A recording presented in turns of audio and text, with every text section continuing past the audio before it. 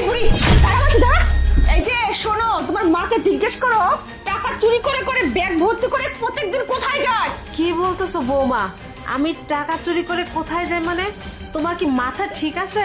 কি আমার মাথা ঠিক আছে মানে? আমার মাথা তো ঠিকই আছে, মাথা ঠিক নেই আপনার। প্রত্যেক দিন টাকা চুরি করেন আমাদের সংসার থেকে, এর জন্য তো আমাদের সংসারে কোনো আয় উন্নতি হয় না। তুমি যে টাকা নিয়ে আসো প্রতিদিন কামাই করে করে, একটি টাকা ঘরে থাকে না। কেন থাকে না? এই তোমার মায়ের জন্য। তোমার মা একটা চোর। তোমার যদি বিশ্বাস না হয় না, তুমি তোমার মায়ের ব্যাগটা সার্চ করো, নিশ্চয়ই তুমি ওখানে টাকা পাবে। আর টাকাগুলো নিয়ে উনি বাইরে যাচ্ছেন, কারণ টাকাগুলো বাইরে রাখলে তো ধরা পড়ে যাবে। এর জন্য বাইরে নিয়ে অন্য কোনো জায়গায় পাচার করে, হয়তো মেয়ের কাছে অথবা অন্য কোনো জায়গায় ব্যাংকে ট্যাঙ্কে রাখে। তুমি আমার কথা বিশ্বাস করতেছো না? তোমার মাকে সার্চ করো। বাবা তুই বিশ্বাস কর, বৌমা এগুলো কি বলতেছে? আমি তো জানি না টাকার ব্যাপারে। আর নিজের ঘর থেকে কেউ কি টাকা চুরি করে? তোর টাকা মনে হয় তো আমার টাকা, তোর টাকা আমি কেন চুরি করব? তুই বুঝা না বৌমাকে, আমি টাকা সম্পর্কে কিছুই জানি না। বৌমা যা তা বলতেছে। চোরের মুখে আবার বড় বড় কথা। দেখছো তোমার মা একা তো টাকা চুরি করছে, আবার বড় বড় কথা বলতেছে। বুঝছি এভাবে হবে না। আচ্ছা তুমি দাঁড়াও, উনি যে টাকা চুরি করছে তুমি প্রমাণ দিতে পারবে?